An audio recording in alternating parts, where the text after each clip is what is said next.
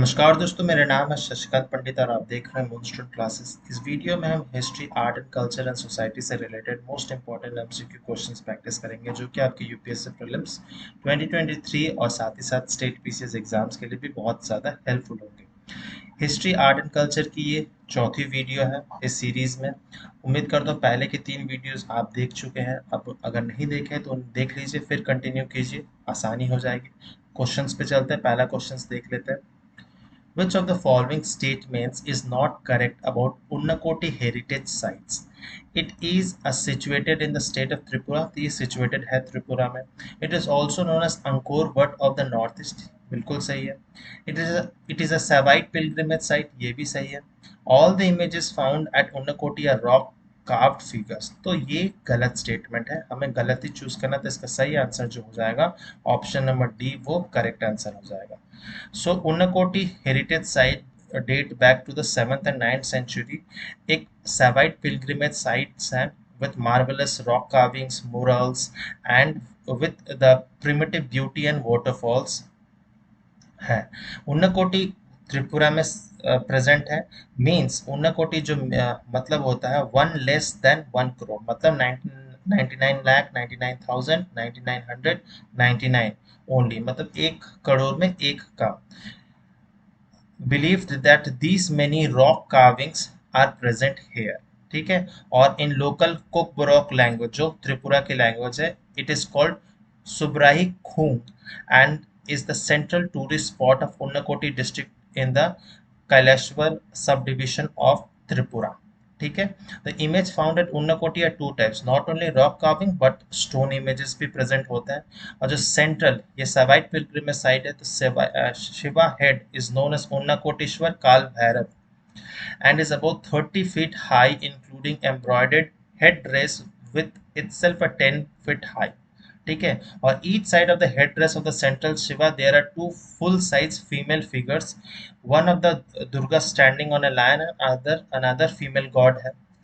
In addition, three enormous images of Nandi bull are found half buried in the ground. तो ये थोड़ी description है Unakoti heritage site की. Correct answer option number D. Question number second देख लेते हैं. He was an original thinker, writer, poet, playwright, teacher, and freedom fighter. He was inspired by the persona of Sri Krishna, the Yadava king. He wrote a weekly journal, Karm Yogin.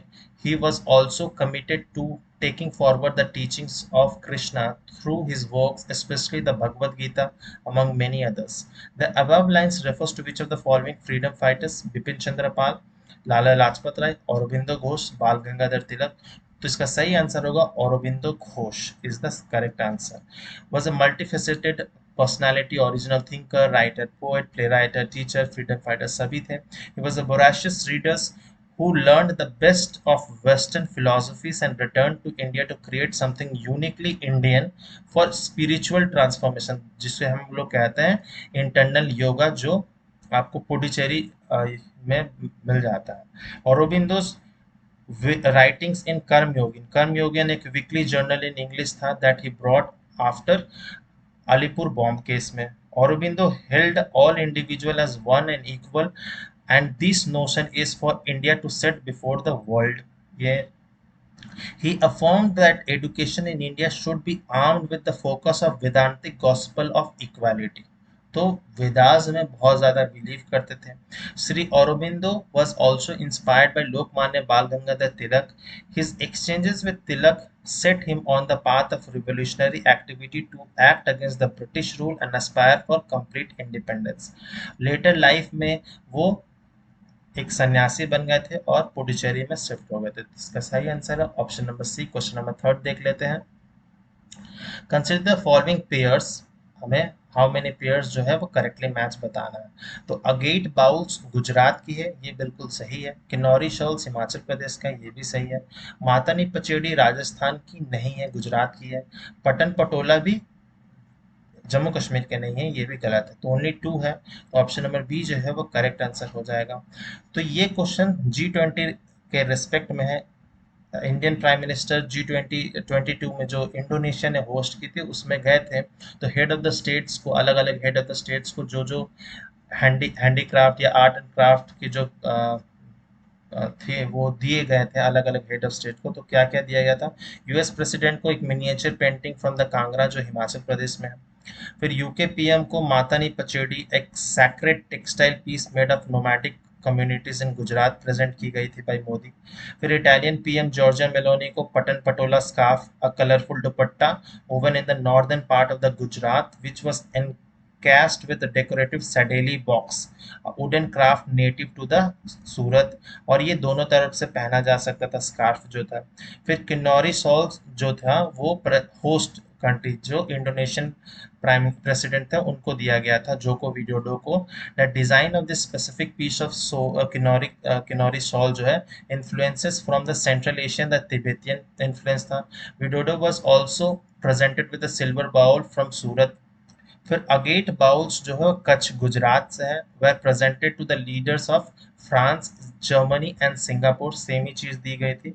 The semi precious stone is found underground mines of Rajpipla and Ratanpur river beds, extracted to produce a variety of ornamental objects. फिर Pithora painting जो था वो Australian counter part को दी गई थी। Pithora paintings ritualistic tribal folk art of the Rathwa artisans from Chhota Udaipur इन गुजरात। तो बहुत जन को कंफ्यूजन हो जाएगा कि पिथौरागढ़ उत्तराखंड की होगी, लेकिन ये गुजरात की है। Are based on the cave paintings that tribal people use to make reflecting their social and cultural mythological lifes and belief. और जो पिथौरा पेंटिंग वो बहुत ज़्यादा रिसेंबल करती है with aboriginal dot paintings in the indigenous communities of Australia. तो ये सारे जितने भी present by Indian prime minister दी गई है अलग अलग हेड ऑफ द स्टेट, उसको जानना बहुत जरूरी है। ऐसे क्वेश्चन आने के चांसेस बहुत ज्यादा है यूपीएससी में। क्वेश्चन नंबर फोर्थ देख लेते हैं। With reference to the sun temple of Konark at Konark, which of the following statement is the correct? It is directly and materially linked to Brahmanism and Tantric belief system। ये बिल्कुल statement सही है। It is located in the western shores of the Indian subcontinent। Western शोर नहीं होगा, eastern शोर होगा, उड़ीसा में। The Vimana was surmounted by high tower with a shikhara which was raised in the 19th century। तो ये भी बिल्कुल सही है। तो ऑप्शन नंबर सी जो है वो करेक्ट स्टेटमेंट हो जाएगा।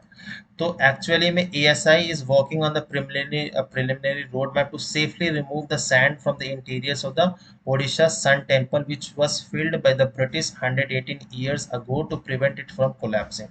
तो जो सन टेम्पल है उसके अंदर में सैंड भर दिया गया था ताकि वो कोलैप्स ना कर जाए, तो उसे निकालना चाहते हैं ESI. It is an outstanding testimony of 13th century kingdom of Odisha and a monumental example of personification of divinity, thus forming an invaluable link in the history of diffusion of the cult of Surya, the sun god। तो ये जो sun temple है वो सूर्य भगवान को समर्पित है।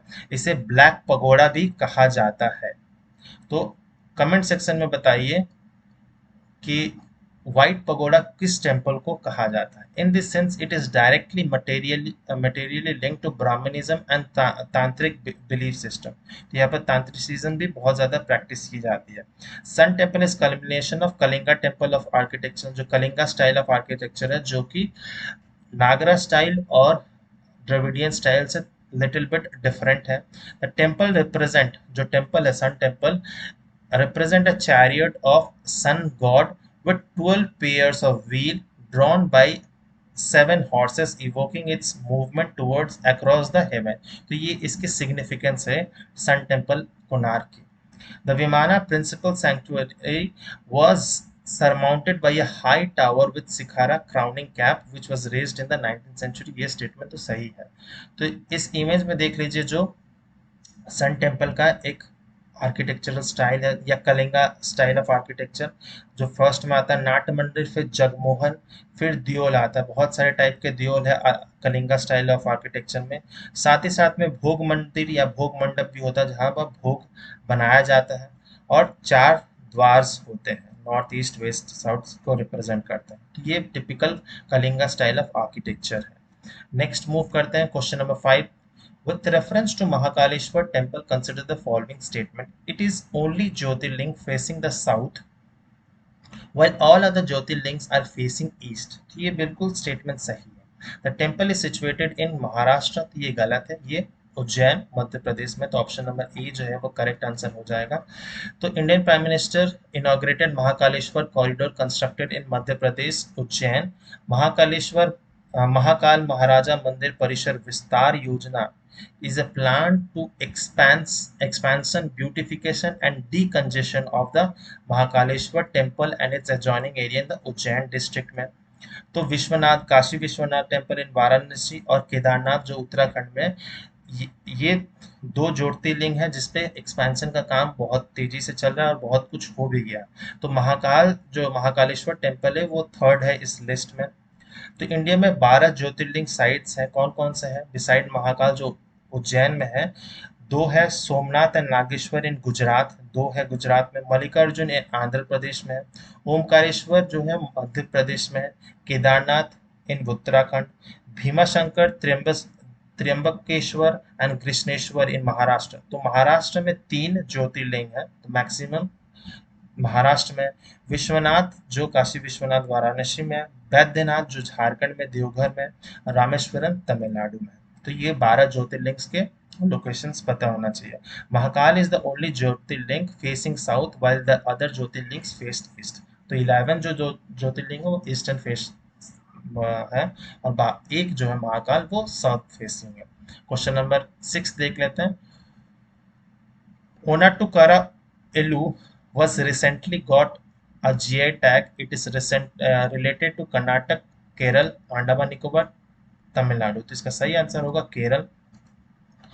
तो प्रोनाउंसिएशन के लिए माफी चाहता हूँ।